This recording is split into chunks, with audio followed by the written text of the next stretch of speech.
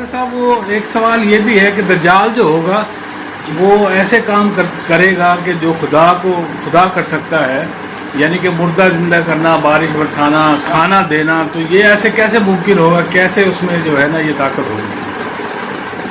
الحمدللہ رب العالمین، الصلاۃ والسلام علی رسول اللہ۔ دجال کا لفظ دجل سے نکلا ہے، اس کا لفظ دھوکہ، ڈسپشن اور ڈیسیور دجال اور اینٹی کرائسٹ بھی انگریزی میں کہتے ہیں۔ تو دجال جو کچھ کرے گا نا وہ دھوکہ ہوگا، ایلیوژن ہوگا۔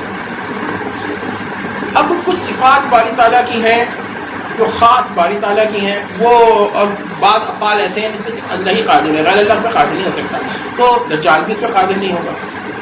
اب یہاں پر یہ سوال پیدا ہوتا ہے کہ دجال مردہ کیسے زندہ کرے گا؟ اب یہاں پر ایک بات یاد رکھیے کہ علماء کا ایک قول ہے کہ اگر کوئی آدمی کسی مردے کو فرض کرے، کہے کہ وہ خدا ہے یا نبی ہے، اور مردے کو زندہ کرے، اور مردہ زندہ ہو کر اس کی تکذیب کر دے کہ بھائی یہ تو جھوٹا ہے، تو اس کا کیا مطلب ہوگا؟ اس کا مطلب یہ ہوگا کہ یہ معجزہ نہیں ہے، یہ کرامت نہیں ہے، تو یہ دلیل ہے کہ وہ جھوٹا ہے۔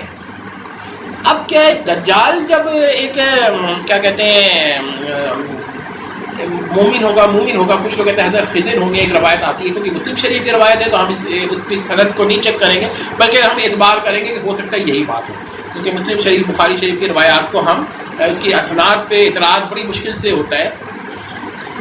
تو اس میں کیا ہے کہ انہوں نے جب یہ کہیں گے تو وہ دیکھیے ان کو اس کو چیرا اور چیر کے چلا اور یہ جوڑ دیا، یہ دجال نہیں کرے گا، تو اللہ اپنی قدرت سے کرے گا تاکہ ایک دلیل بنا سکے کہ دجال جھوٹا ہے۔ اب دجال تو جھوٹا ہے کہ وہ کھڑے ہو کے جب وہ صحیح ہوں گے تو وہ یہ کہیں گے کہ تو دجال ہے، مجھے تو اور یقین آ گیا۔ یہ ایسی بات ہے کہ ایک آدمی کسی مردے کو فرض کریے زندہ کر لیتا ہے اور وہ کھڑا ہو کر کہتا ہے کہ یہ جھوٹا ہے، تو یہ دلیل بن گئی کہ یہ جو ہے کیا کہتے ہیں جھوٹا ہے۔ تو اس کا مطلب یہ ہوا کہ اللہ تعالیٰ نے اپنی قدرت سے ایک دلیل بنائی کہ دجال جھوٹا ہے۔ اب ایسا محسوس ہوگا کہ جو اس کے ماننے والے ہیں کہ اس نے زندہ کر دیا ہے اور وہ جو ہے پھر بھی نہیں مان رہا۔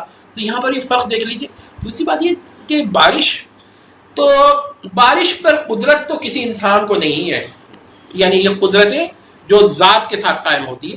کسی طریقے سے اگر کوئی بارش کر دے تو وہ تو ابھی بھی ہو جاتی ہے کہ ایروپلین سے کوئی کیمیکل گرا دیتے ہیں تو بارش ہو جاتی ہے، تو ہم توجیہ و تعویل کر سکتے ہیں۔ لیکن جب یہ بحث ہو کہ دجال کو یہ قدرت ہے جو اس کی ذات یا جسم کے ساتھ قائم ہے، تو یہ ہم نہیں مانیں گے۔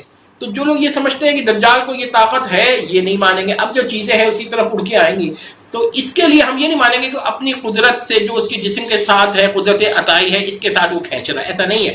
بلکہ کیا ہوگا وہ یہ کہ یہ تو کوئی اس کے پاس ٹیکنیک ہوگی ایسی یا جادو ہوگا، مگر قدرت نہیں ہوگی۔ تو جادو ہونا قدرت ہونے کی دلیل نہیں ہے۔ یہاں پر ایک بات یاد رکھیے گا کہ اگر آپ کسی پہ جادو کرتے ہیں تو یہ ایک سبب ہے، سبب پہ آپ قادر نہیں ہوتے۔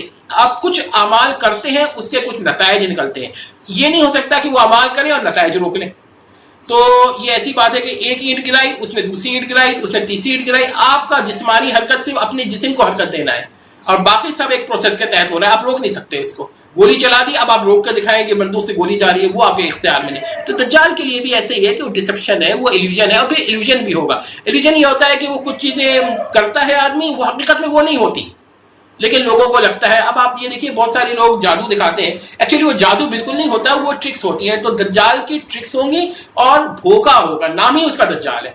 اچھا یہاں پر میں ایک بات بتا دوں کہ بہت سارے لوگ، ایک آدمی تھا رسول اللہ کے عہد میں، اس کا نام تھا صاف، اور ابن سیاد بھی بولتے ہیں، تو لوگ اس کو دجال سمجھتے تھے، اور ابھی بھی کچھ لوگ اب بھی یہ سمجھتے ہیں کہ وہی دجال ہے۔ تو بہرحال میرا مطلب کہنے کا یہ تھا کہ دجال جو ہوگا اس میں ایسی صفات نہیں ہوں گی جس کو آپ الوہی صفات کہتے ہیں۔ ہاں اگر آپ کو محسوس ہوتی ہے بارش کروانا یا مردے کو زندہ کرانا، تو اس کی میں نے توجیہ اور تعویل کر دی ہے، تو ما فوق الاسباب قدرت تو خیر دجال میں نہیں ہوگی، یہ بات صحیح ہے۔